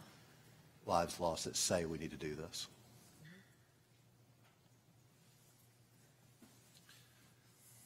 So you're looking for a motion for August or November, but are we going to discuss the different millage first before we do the motion? If you wanted to do a motion and then I think revise the motion. I think we can decide on what day we're going to do it, and then talk about which one of the millages. I don't feel. I mean, Are you looking y'all for a feel motion? like it can pass? Then I make a motion that we do the August ballot. Second. All right. All those in favor? Aye. None opposed. Great. So we know we're doing it in August. Okay. Ms. Turner? Mr. Gamble, did you want to, or nope? Did Ms. Turner need to speak? So the other item that we need to decide was, and I emailed you this, you might not have had a chance to get it. If not, I made you copies of it. This is what we talked about at the workshop, and Mr. Ward worked on this, so I probably defer to his greater wisdom on this topic, as he spent a good bit of time looking at, first of all, what a half mil, a 0.75 mil, and 1 mil would actually generate. And then went through, the staff went through, we talked about specifically what are some of our needs in regards to school safety and security, and also factoring in the mental health piece, which is one of our top priorities, looking at what our existing costs are, what additional costs would be for some of these things that we've talked about, such as a mental health counselor in every school, knowing that the monies that we've got, which are factored in here, an existing cost, an additional revenue, are probably one time. There's been no commitment that these will be reoccurring funds. And so with the monies that we have right now, we're looking to hire probably 6 mental health specialists. We would love to be able to hire one for every school. We've also talked about the need for a school nurse in every school when we think about response and meeting the physical needs of our students as well as their social and emotional needs, that was a priority. Looking at social workers, we certainly need more social workers in our schools. We know that some of the contributing factors to some of these mental health issues, school attendance and some of those things, that we just don't have enough people out visiting homes, working with parents, that the social worker piece would also add another layer there that we desperately need. And then looking at some of our behavioral programs and what those look like right now, we outsource all of our alternative education programs with the exception of the alternative discipline program that's housed at East Ridge High School. For our high school students, everything goes through live stream, which provides an extremely valuable service, but there's an academic component that over time we would like to potentially take over, but we would need our own alternative program to make that happen. So right now that contract is about $4 million. It is probably our largest contract, or actually it is, not probably is. And we would like to be able to start doing some of the academic components on our own while providing more mental health services as well. So you see what the total cost is there for those items in regards, and then you can lay that against what the mills would generate. And any additional dollars we would have available for school hardening measures, so you can see there what the difference is. And any questions that you have about this, I'll ask Mr. Ward to speak to.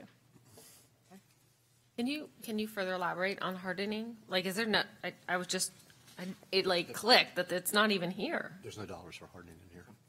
Well, and I did speak to Mr. Ward. I don't know if you want to come share the conversation we had about some of that too. I asked the same exact question about that, so. I do apologize, Madam Chair. We had several versions of this today when we were working on this, and it was kind of the balance of unused funds was listed as safety and security equipment, hardening equipment for schools, equipment for the SROs that they've requested. So it's just dropped off the bottom. I apologize for that. But you are correct in your assumptions. If you take a lower millage, there's not a lot of funding left for the school hardening. But so what is the expected cost of school hardening? Like to a. Sorry, I don't think we have that number yet. No. Mr. Carr. Okay, John. Okay, we get about $1 million for school hardening funds, and aren't all of them taken up by doors? That's yet to be determined. First, I haven't prioritized the list because I haven't had an opportunity to discuss it with the superintendent, and that's something that's going to be completed by August 1st. So it's in play. So, we've got over 3,000 doors. I'm looking at over $1 million just for cameras. I'm looking at ballistic film. I'm looking at special locks. There's a lot of things. How much money do we get total from the state? We don't get anywhere near enough. I think it's $98 million to be dispersed for 67 counties, and the superintendent can correct me, but I think we're pretty close on how it's actually going to be dispersed to us. So yeah, if you want to say approximately $1 million between 900 and 1.2, that would be probably close. I can't say what the legislation is going to give Lake County, but it's grossly deficient to meet our overall needs. It's again, as already what the superintendent had discussed. It's just not enough. Can you throw out a rough number for what you would want total? Well, sure. I mean, if you got your film and I haven't measured all the square footage of all the windows. I'm working with the director of EOC personally and his staff. They've just recently added more schools, to the list with regard to hurricane shelters and that kind of thing. So I'm trying to establish that priority of where, high target areas could potentially be, because that's something else I have to consider. But looking at it holistically throughout, all the buildings and all our campuses, and looking at the portable buildings, it's very difficult to determine that number. And it's also because we haven't determined all that is going to be, recommended, to the board yet to decide, because it's one of those things where it's a number. Y'all are going to decide the number and where you want to put it. It's reality. I mean, because what is safe enough? Just as the comments that you were talking about with the Guardian program and the things that you were considering in the what ifs, we can do the what ifs on the hardening, and the number just continues to rise. So I wish I could give you a tangible number at this time. I can't. We're still in the process of putting all those options together, but it's substantial. It could easily exceed $20 million. It could potentially touch $50 million.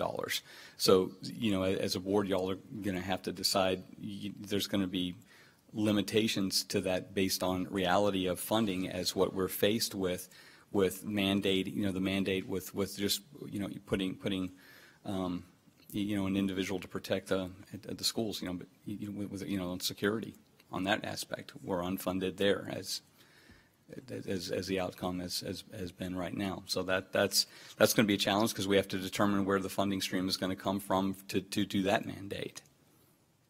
Okay. May I ask a question of Mr. Please. Ward? I know you guys are playing musical chairs. Mr. Carr, maybe, and I don't know if you'll have any other questions, but maybe if you want to come over here, and then you guys don't have to keep doing that dance move you're doing. The two-step. Two heads are better. Okay. So the column on the left, the existing costs, so we have about $6.5 million that we're spending right now on these items that are here. So that's currently in our budget, correct?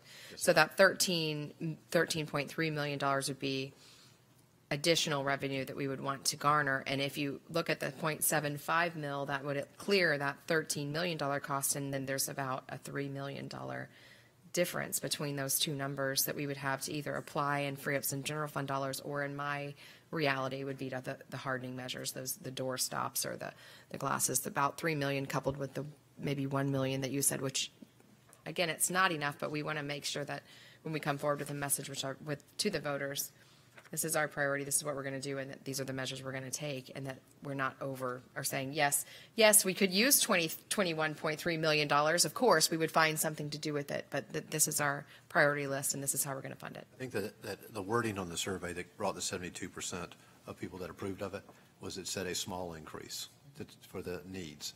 I think also that the fact that we're not in the spirit, again, of the gentleman from Umatilla and to you, is the hardening of the schools to me is almost secondary, because someone's going to find a way in who intends to do harm.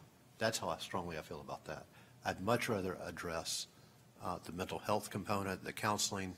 When our young people came forward and said 24% of the kids that surveyed in the high school survey didn't have someone in school they felt they could go to if they had a problem, that is telling to me. And that is what we are addressing here, is we're addressing those kids that potentially could bring harm. And if we do that, then the hardening becomes secondary, because we now have cured the problem. With 6 mental health people, though? Hmm? I don't think we've cured it with 6 mental health people. 6? She's going to put somebody in every school. No, she said 6 mental health. No, the dollars that we have currently is that the 1 million that you see in the second column there, it's highlighted. Those are the current dollars we have. That's enough funding for about 6 mental health specialists.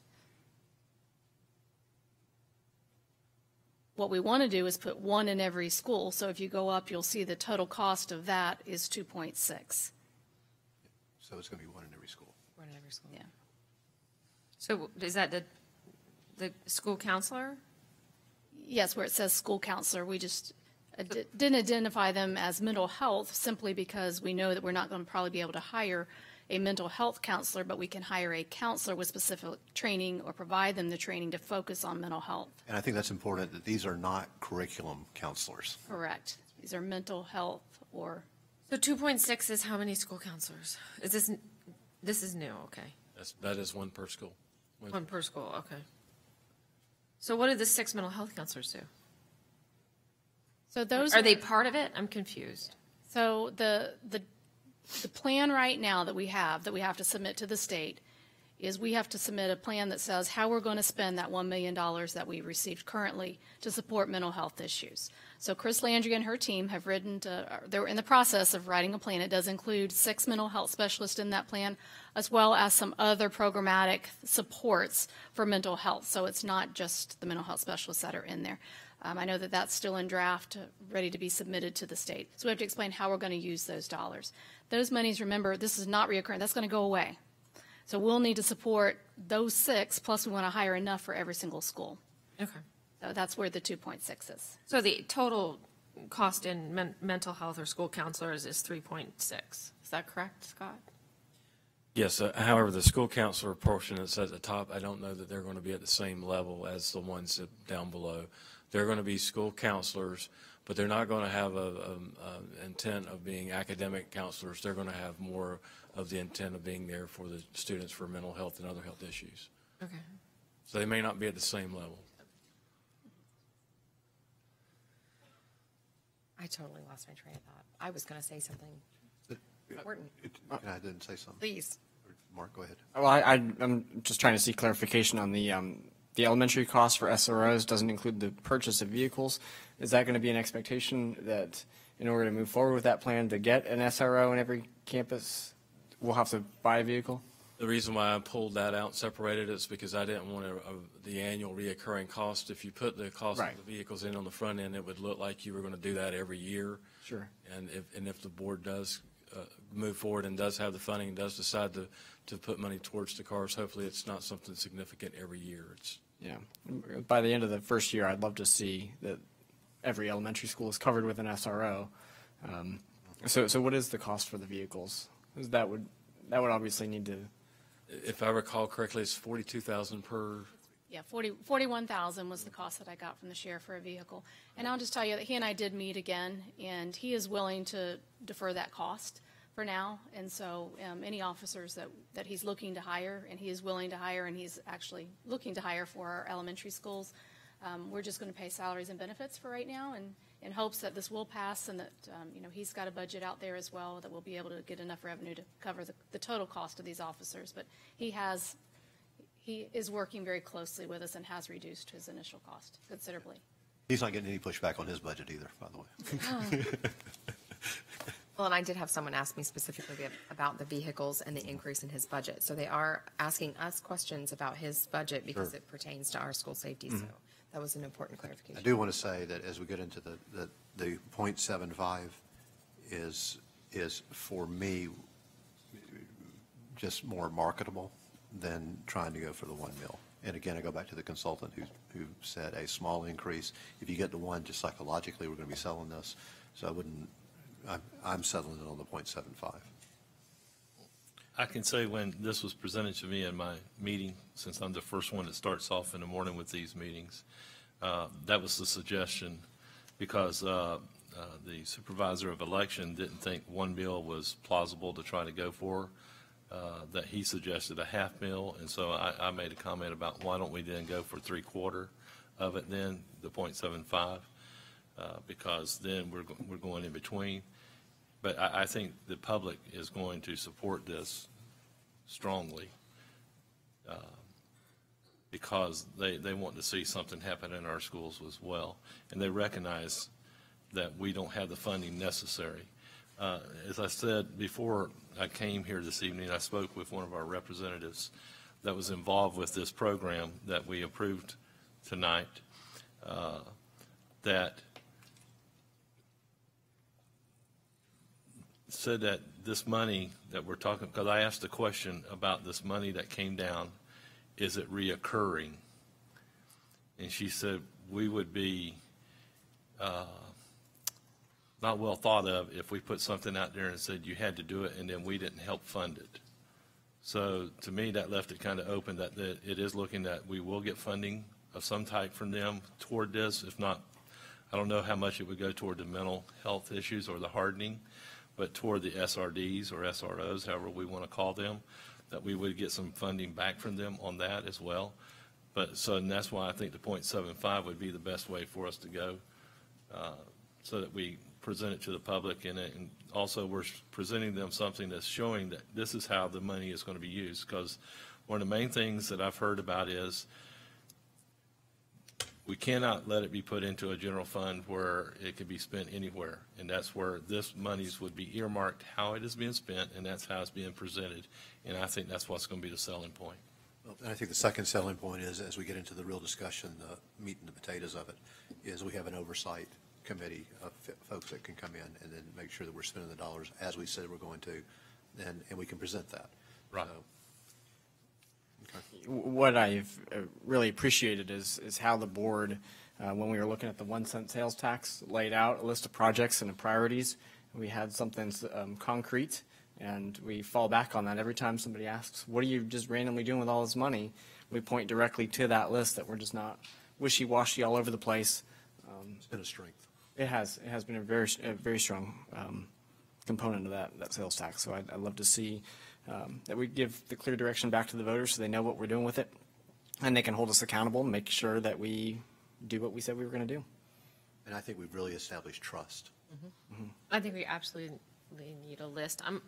My concern is that a voter that's willing to go for a 0.75 mil, I feel like it's a yes or no vote. My gut is my gut feels like it's a yes or no vote for safety or not safety.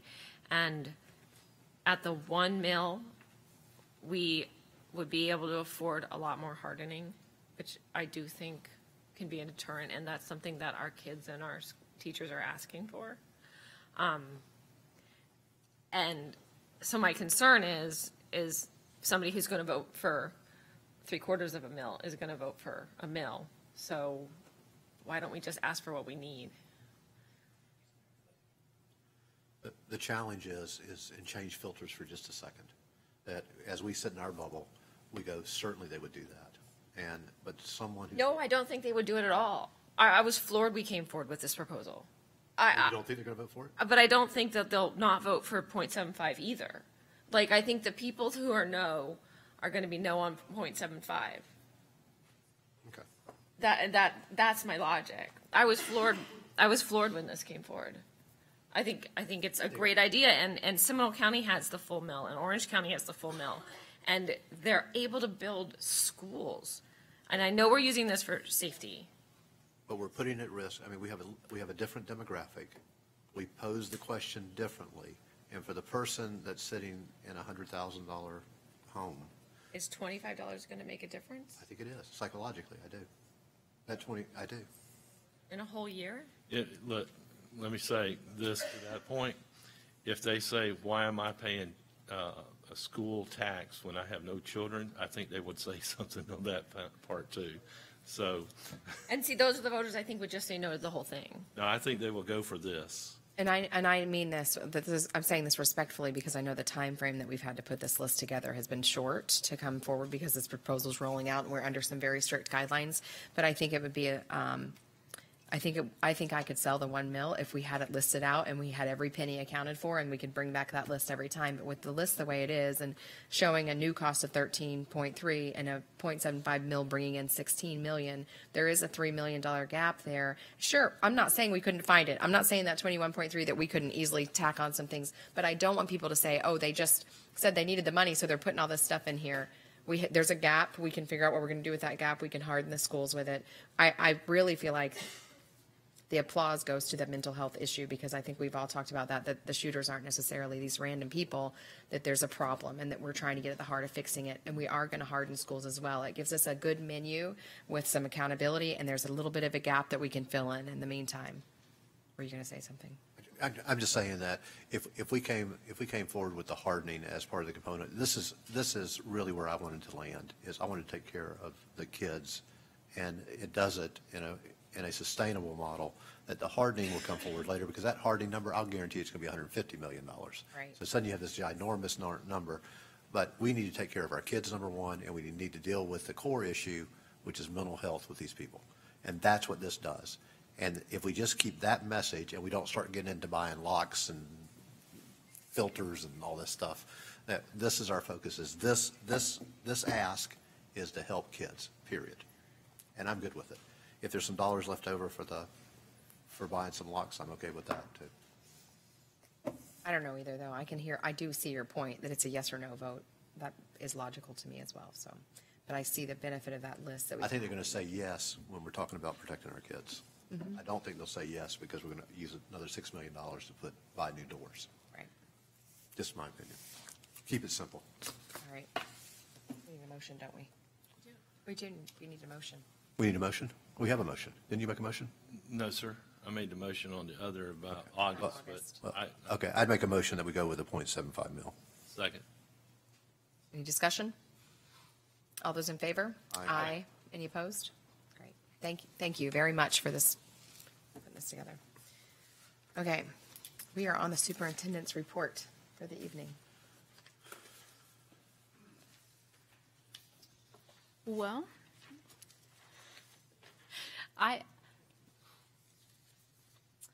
Ms. Owens, my report for this evening. She has my report for this evening, so that's why I was caught off guard for a minute. What is my superintendent's report for this evening?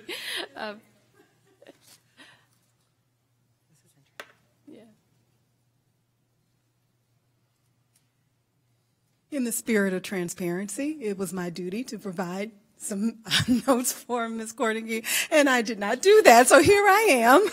And I will say that I would like to remind the public that we are in the middle of open enrollment for our I can't think of the name of it now. Choice. Thank you, for educational choice. So if you remember, we started open enrollment back in February, and that was for the first one that allowed for students who want to enroll in schools outside of their attendance boundaries. If they were in Lake County, if they were Lake County residents only, that open enrollment period was for them. Then for the month of June, we have a new open enrollment period, and that is for students who are in and outside of Lake County. So anybody who is interested in applying, that information is available online, and there are not as many openings now because a lot of the Lake County residents did fill those seats. So there are a few, and that is available if anyone is interested. Thank you. All right, thank you for those superintendent update remarks. And we do have some letters of condolences. Margaret, who is Peggy Calloway, mother of Megan Randolph, and she is our IPD design expert in our curriculum department, and the mother-in-law of Mike Randolph, principal at Leesburg High. Our condolences to Megan and Mike in the loss of her mother. Also, Doyle Skeeter Robbins, who was a custodian at Mineola Charter Elementary and husband of Galatia, I'm probably saying that wrong, Robbins, who was a data entry operator at Lake Hills. Our condolences to her and her family in the loss of their husband and father.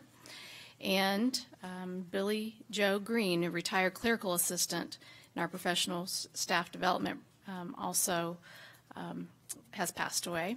And then Kristen Kasha, who was a teacher at Lake Hills School, recently passed away from an extended illness. And so our condolences to her family and to the family of Lake Hills. Thank you very much. Mr. Mathias? Okay. Well, Carmen spoke about it earlier, and I'll be going down to consortium of the Florida Education Foundation.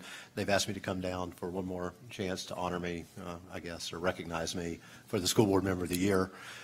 So I'm looking forward to that. And Mindy's going to be going because last time when it was a surprise, she didn't get to go. And so this time she's kind of happy about that part. I want to speak to for just 1 second to how much I am grateful to this board, and that going through this process, I know that everyone was really looking at their heart and the best way to protect our kids, and it's an honor that we were able to debate and come to the point where we can respect even when we don't all necessarily have to vote together. So I'm grateful for that, and I really expected this tonight to be a lot longer, so that's it. I want to thank everyone who did come out and spoke or waved for or against. I also will be representing the board at the FSBA conference this week, and I'll give you a report on that when I come back. I wanted to thank Sabrina Dillon Banks. She's not here. She's over there. Oh, I can't see her. There she is. That was funny. Thank you for all your work on the Student Code of Conduct. I think she's really working to bring some good new policies into the Student Code of Conduct so that there's a little more flexibility, and also so that we can make sure our kids are graduating and there's less, we're moving towards less out-of-school suspensions. But still, trust me, I've had Saturday school, and it's horrible. So there'll be plenty of suspensions, not just they'll be in school. I don't know. No, I did Saturday school, and it's no fun. It's way less fun than being suspended. So anyway, so I wanted to thank Ms. Banks on her work on this. And that's all I have. Thank you, Dr. Burns. Mr. Dodd? I mean, there's probably a handful of meetings that I will never forget for the rest of my life. Tonight is probably one of those, looking back on what led to tonight's decision, the one thing I can appreciate is the process. And even still, the process was complicated. That every time you thought you had an answer, then there was something else that would come forward, new information. I'd hear from, you'd watch the news and you'd watch, let's say, some family members from the Parkland tragedy who would be just so opposed to the Guardian program, and then flip another station, you find somebody who's in staunch support. It just became so tough to make heads or tails out of any of that. I know, Superintendent, you worked tirelessly to deliver the board's top preference, which was to put a uniformed law enforcement officer in every school. For that, Thank you. No, you're not, and that's fantastic. And I know this board is not done in trying to get to that commitment and that goal. Between tonight's discussion about asking the voters for some financial help, as we certainly know, it wasn't coming from Tallahassee in its entirety.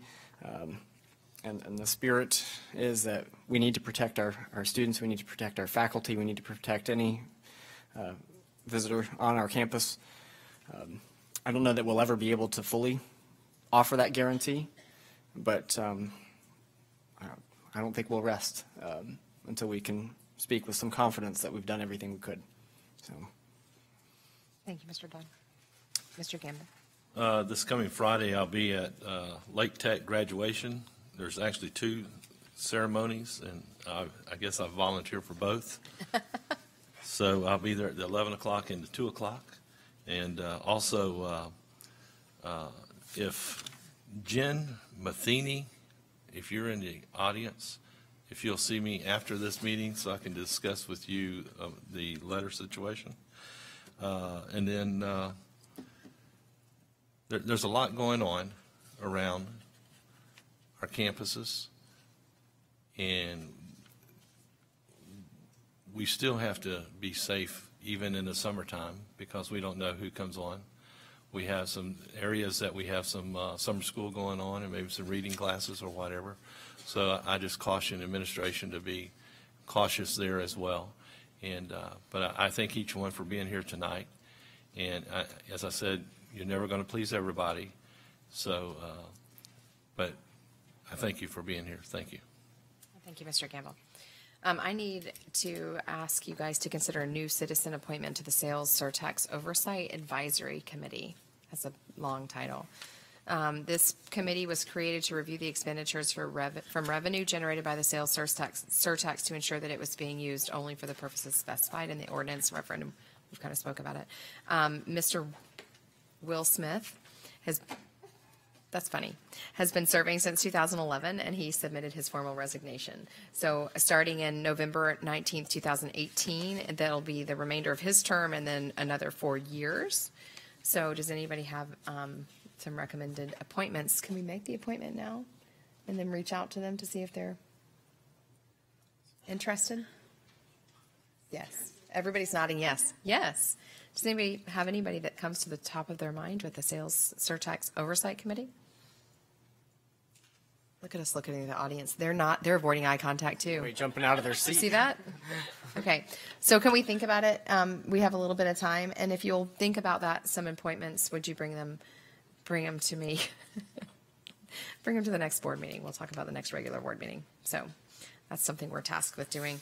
I also wanted to suggest that with the phone call that we've talked about from some of our local delegation in Tallahassee, they have expressed their willingness to continue to fight the battles for reoccurring funds for us, and that we should likewise consider that as some of our priorities, our legislative priority. I know we outlined 2 or 3 that are clear visions for us, and it would be probably supportive of them and their efforts and our efforts likewise to do a big initiative in our legislative priorities.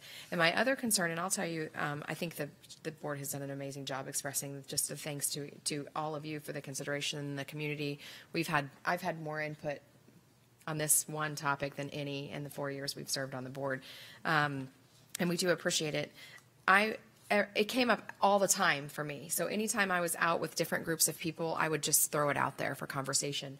With middle school children alike, high school kids, people, the conversations that ensued were they were just very passionate and very powerful for me. But the one thing that rang true for me is that I have parents that are saying, I don't know what to do. So I have a child that is acting different or has made some statements that are very concerning to me, and I don't know what to do with them.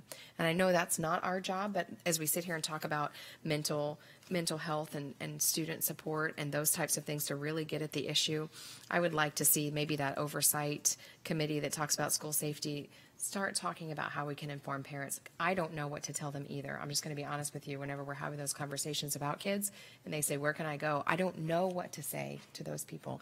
And so if we can if we can help that, we talked about that being the issue, and those parents are the front line. So if we can somehow support our parents in this endeavor too, I would like to see that, because I'm hearing that message, and that's concerning for me as well. I would also like to recognize Michael Holland. Thank you for being here tonight. He's one of our city commissioners from Eustis, and Mr. Niebert, the city manager of Eustis, has come as well. We appreciate all of your support. We know you guys are working with us to make sure that we keep our students safe. So with that being said, this meeting is adjourned. Good job. Good. I didn't know about the